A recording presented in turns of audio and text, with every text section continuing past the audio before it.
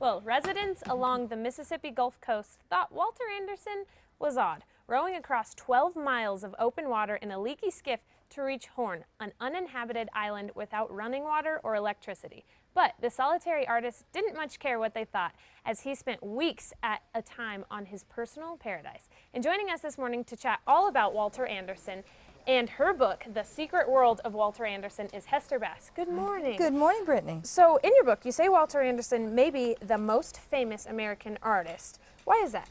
Well, he's probably the most famous American artist you have never heard of.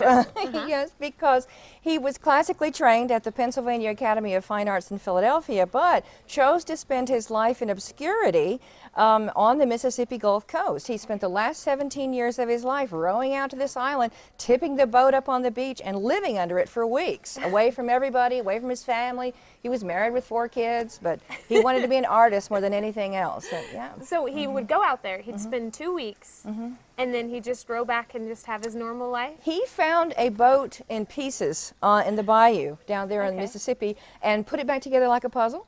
And then he would just row it out there, live under it, and then row it back. Sometimes he capsized, sometimes the trawlers would come by and trawl to pick up all the stuff that he dropped. But he was a very hardy soul. So the illustrations in this book are beautiful. We're looking at some right now. And it's rare for an author and illustrator to work together on a book, but you did. So Yes. How was that?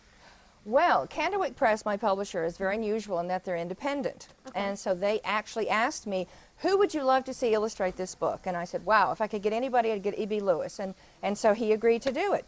Now, E.B. works in what I consider the classical method of illustration, where he actually, every illustration that you see in the book, he has set that up with models, props, costumes, everything as photography to reference in his studio.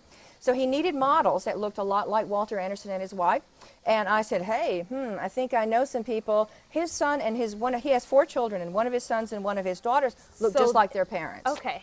So they are actually posing in the book. The cover of the book, that's his son. Later in the book, you see his daughter posing as her mother. That's amazing. So it was fun. And you have new books coming out over the next year. Tell us what those are about. I do. This book, The Secret Life of Walter Anderson, is going to come out as a 6x9 book for older readers as part of the Candlewick Biography series in August. And then next year, in February, just in time for African American History Month, I have a book called Seeds of Freedom, which is about the peaceful integration of Huntsville, Alabama. Another story that most people don't know. Wonderful. So where can people get these books? Well, I am going to be at Alamosa Books at 3 o'clock this afternoon. It's there in Ventura and Paso del Norte. You can see her today. Today at 3 o'clock. So I hope everybody will come on out. Yeah, thank you so much. It's been my pleasure. So if you want to find out about where you can meet her, it's today. Just head to casa.com and click on the Style tab.